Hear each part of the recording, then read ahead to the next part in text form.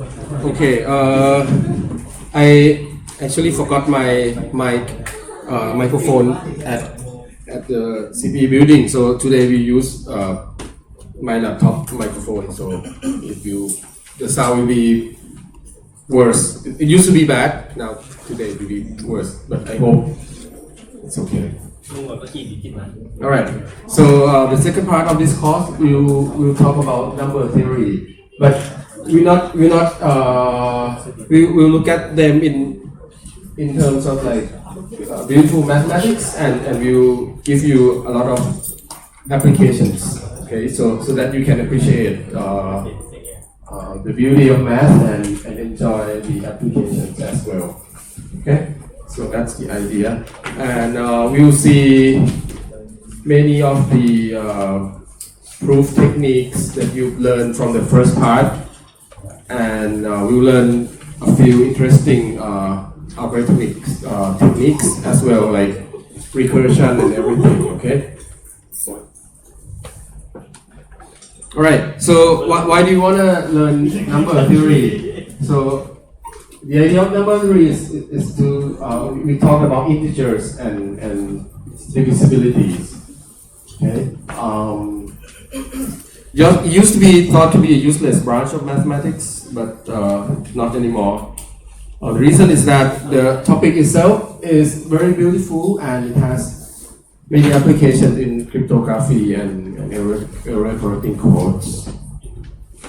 And we will cover most of this, divisibility, prime numbers, and congruence. I think from the first half of the course, Ajahn already taught you about divisibility, right? Odd even numbers and some number divide something. Okay. So before we move on with this, let me remind you again, when we write A divides B, it means this. Okay, we take A to divide B. Okay, not the other way around. Okay, but if you really want B over A and you want B up front, so you write B is divided by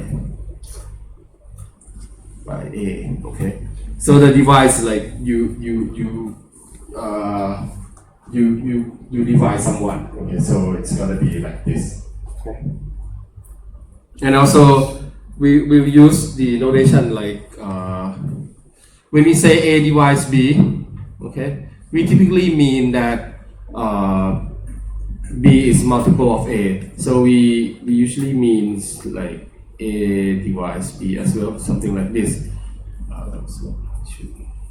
Like this. So when I say this, it's like I means B is a multiple of A. So A can. So we can think of this as A can divide B. Okay, no S. Okay, when I say A divides B. Okay. All right. So we cover divisibility and prime numbers. I think you learned this from the first part a little bit, and prime numbers might not be that much. Okay, but we will look at it more thoroughly. And the new concept that we will learn in the second part is congruence. Okay, congruence. Okay, so the major topics will be this, but the other applications will be about like how to check if a number is a prime. This will be pretty much optional because we probably won't have that much time to talk about it, but I'll go over it without proof. Okay, and also the other thing that we will do is this part, how we could perform divisions with integers. Okay, so this will be related to the previous topic when we talk about field, finite field. Okay, we learn about GFP. Previously, we have bits, right? When we look at lights out, we have bits. That will be GF2. We perform every integer operation modulo 2. We get GF2. But here we might not have the modulus might not have to be 2. We can use any prime number. In fact, you can use any number as a modulus. But if we use the prime number as a modulus, we can essentially perform divisions with integers. Okay, and then then we can use, other mathematical objects like polynomials with just integers, and we can do Gaussian elimination with integers. If you recall from the first part, if you use Gaussian elimination, we need to divide, right? We need to, when we solve linear systems, we perform a lot of divisions. But if we only have integers to perform divisions, might not be as straightforward. Okay, but you can perform divisions with only integers. Okay, you can do like 1/2, and you get some integer back. Doesn't make sense now, but you will see. And through this, you will see that in math, sometimes people say there's no divisions. You only have multiplications, and division is just the inverse of multiplications. We can solve equations equally well without having to the real numbers. We can have integers and solve linear equations pretty comfortably if you understand this concept. Okay, so two major topics that we'll cover is this and this, how to perform. With this, you will learn about multiplicative inverse, okay, and how to find them. Okay. And the other topic that we will learn will be like applications of some of these operations, like RSA, okay, like RSA and secret sharing with polynomials. Okay, so that will be stuff that we will talk about. And erasure code. You've seen error correcting codes previously, right? Now we can do some more fun thing, like we have 10 numbers, and you send these 10 numbers to your friend, and then if some number is lost, you can sort of like recover those numbers back. But you need to send more numbers. If you have 10 numbers, you need to add a few numbers. Say you add 3 numbers, now you have 30 numbers. And if 3 of them is gone, you can recover the original 10 numbers back. Stuff like that. That is part of the erasure code. And you can do that with using polynomials. Okay, so that's the stuff that we learn. Okay, so let's start with some definitions. Today we have 2 hours, so I'll talk about some basic, ideas and then definitions, and then we'll do some exercise on RSA, so that you get more comfortable and see the applications, and then we come back and talk more about the other key topics. Okay, all right. So we say that integer a divides b, or b is divisible by a if there exists an integer k such that b equals a times k. Okay. If this is the case, we write a divides b like this. So when you see a divides b, the denominator is b, the divisor is a. Okay, it looks a little bit strange. Okay, but this is how we write it. Okay, and we also say that a is a divisor or is a factor of b. Okay. If a does not divide b, we write this. We have the slash not on that. You'll get more comfortable about on this.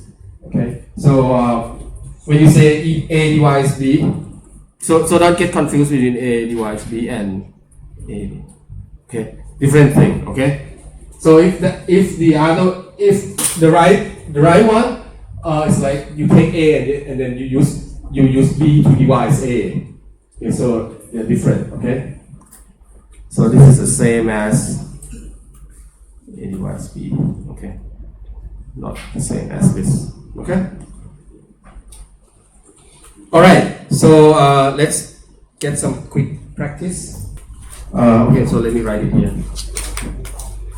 When you do this exercise, you can try to write it in the same format as the proof that you learned from Ajahn. Like you have numbers like 1, 2, 3, 4, or you can just ignore that.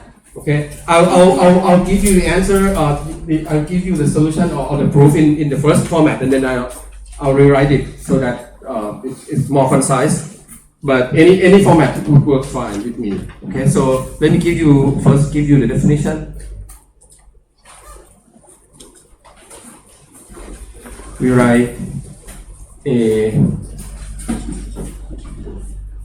for any integer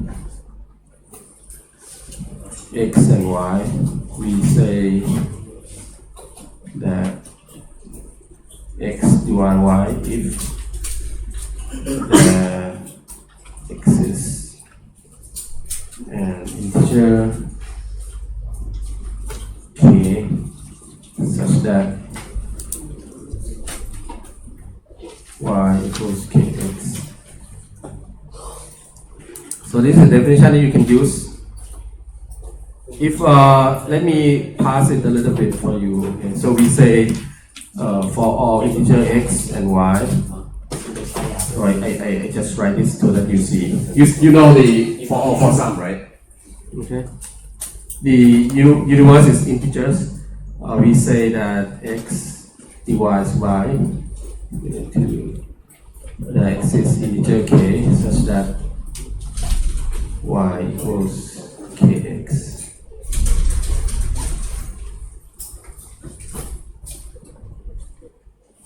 Okay, so the universe is universe integers set of all integers. So you should be able to, you should feel comfortable with for all for some, right? If not, it's time to try to recall. Okay, like for all integer x and for integer y, we write x divided y if there exists some integer k, that y equals kx. Like for example, when we write, so we write 3 divided 14, right? Because there exists some integers k, which is like 4, right? Such that, right? So this is one example. But you should learn. So this is abstract thinking, right? So you have some. You don't know what the value of x and y, right? Any integer would fit in, but you should be able to reason with that. If you every time. It's helpful to think about this concretely, like, okay, what are x, what is x, what is y, and what k would be, right? So we write this because there's a k like that, and we cannot rewrite because for any integer, right, for any k, 10 will not be equal to k 3 times k, right? So we write this. Okay. So this will be like, this is not a proof, okay, but it's some illustrative examples to help you reason about this definition. Okay, but you should try to think abstractly. Okay, now try to prove that. Work on the back of the sheet of the paper that I gave you. Okay, so let me get you started. So we know this is like if implied statement, right? So like you have two parts, and this is the assumptions, and the assumption has two parts as well, right? So this is the first part. This is the second part. Okay, and for each of these we know something, and we want to infer something on the back, right? That's the implication. Okay, so let me get you started. So let me write simply like that. Okay, since because A divides B, right? Then there exists K. There exists, let me write it in there exists integer K. Okay, such that what? A divides B, so there's integer K such that, okay, so let's have a quick word. B equals KA or A equals KB. Okay, who thinks the top one? So pick one, either the top one or bottom one. Okay, when I say A divides B, which is the conclusion that I can get? B equals K times A or A equals K times B. So who think is the top one? Raise your hand. Who think is the bottom one? Okay. So the top one. Okay. So this one. So A divides B. So B has to be multiple of A. So A can divide B. So this is what you get. Okay. And then you also have this, right? So you can just keep writing down, and then you try to conclude this. Okay. So in the end, the only way you can conclude this is like you have to be able to say like B plus C times something, some integers. Oh no, B plus C would be equal to some integers times A, right? That means A divides B plus C. Okay, so we still need this. Okay, so let me give you more structures so that you can think about it. Okay, so we can also do the same thing, right? Because A divides C, there exists integer. Now you cannot use K, okay? Because K is there. We need some other variables. Let's say M. Okay, such that, let me abbreviate a little bit. C equals MA. Alright. So, and then in the end, I don't know what step that we have here. We need to be able to say A divides B plus C, right? So we need to say that there exists integer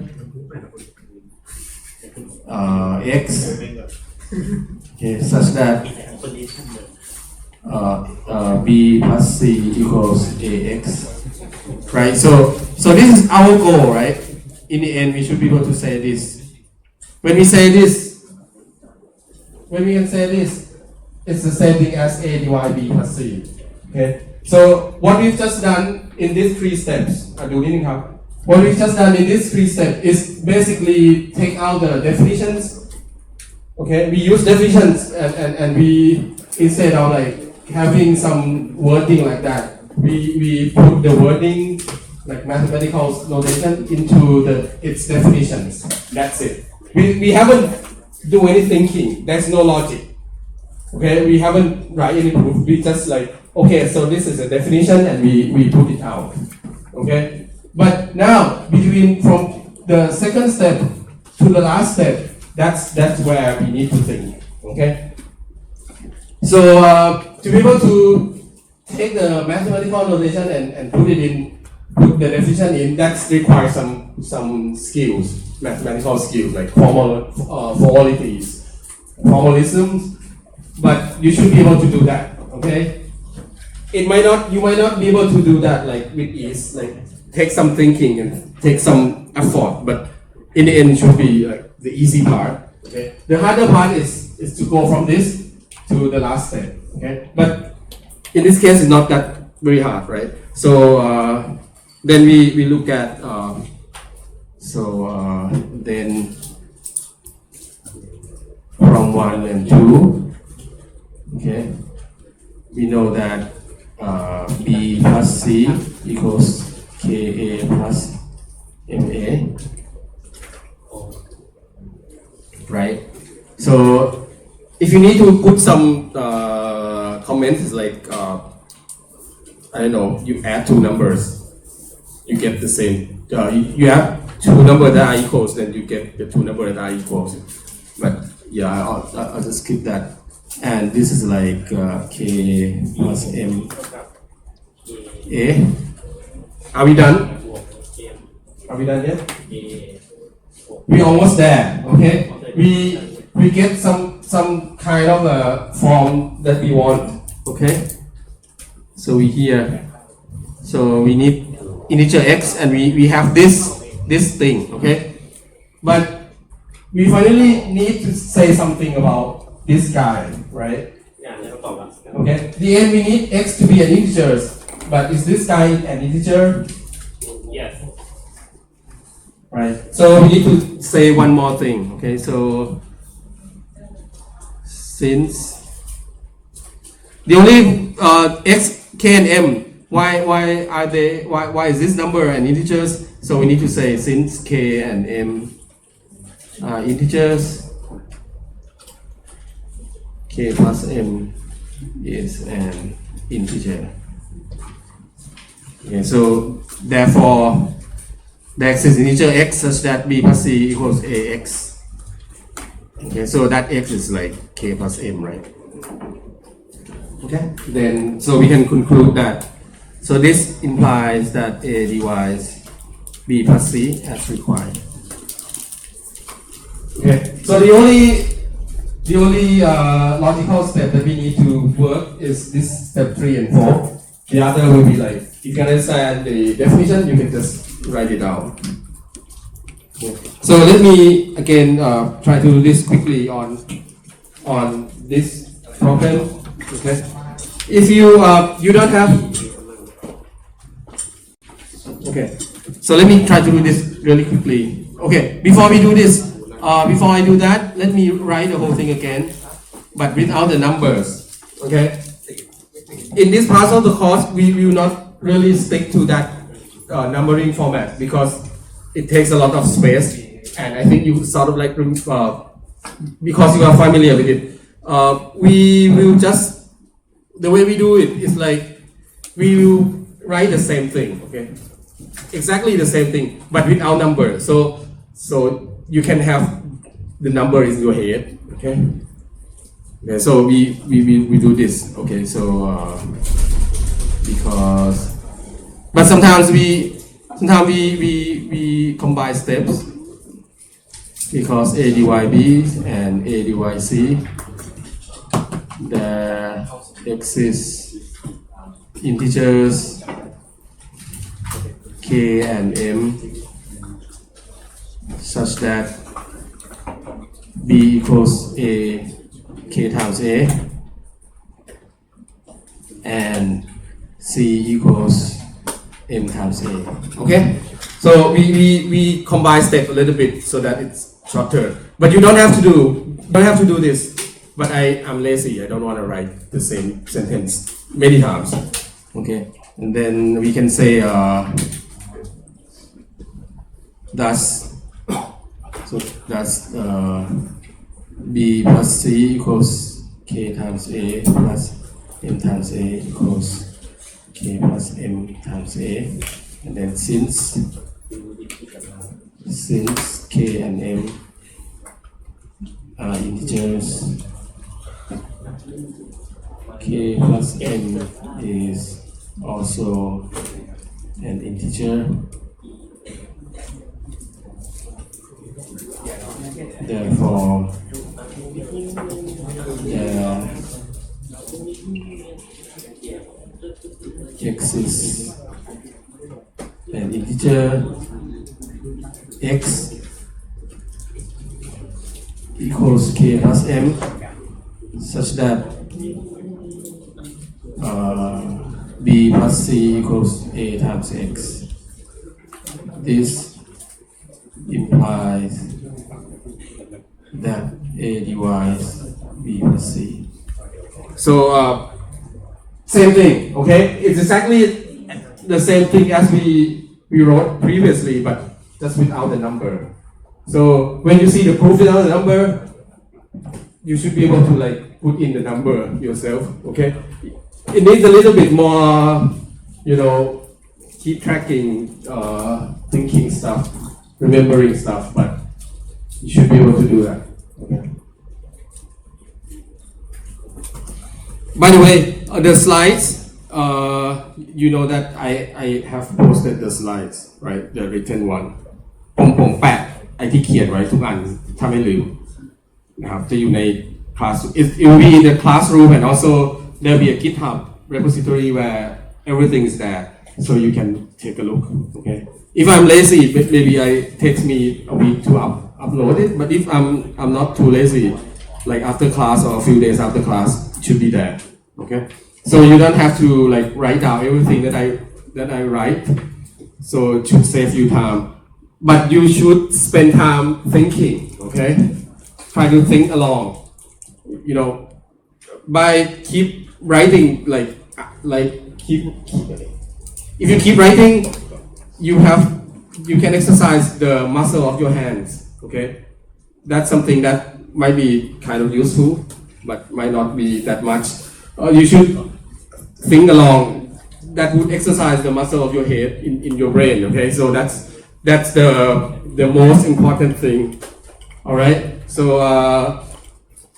and my hand writing will be bad because I will speed up. Okay. All right. So let's prove this. Okay, let's prove this. So if A divides B and B divides C, so I know that I'll write it really quickly. Integers K and M such that B equals KA and C equals MB, right? Then I can say consider from that thus, or you can write therefore. In your proof, if you don't write it, any words in front of this, it should be fine. I should be able to read it. Therefore, C equals MB equals M times KA equals MK times A. Since same thing here, M and K are integers. Okay, MK is an integer. Thus, there exists integer x equals mk such that c equals xa equals mka. Therefore, a divides c as required. Okay, so that's the idea of the proof. You might not be able to actually read it, but you should see the logic, how the logical flow. Okay.